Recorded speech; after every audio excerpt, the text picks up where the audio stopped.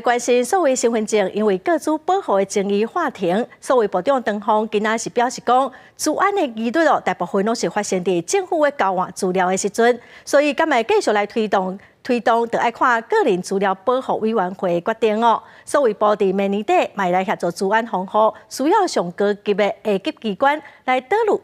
新的系统，咱做伙来了解。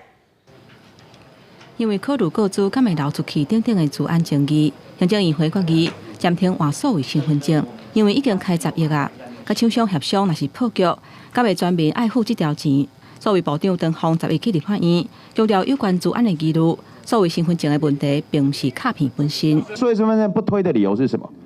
当时不也是没有办法保护治安？他们认为说，会很容易搜集各资到政府机关，对于政府机关跟机关之间在后端传输的这边的各自防护，不是那一片卡片的资安，他们有疑虑。唐凤强调讲，国发会已经提出相关修法，在立法院的支持之下，会成立独立的个人资料保护委员会，来决定敢是要持续推动所谓身份证。那以我所知，筹备处会在今年下半年就成立，最快也要到2025年嘛，可能要看这个新的各自会。那时候已经换总统了。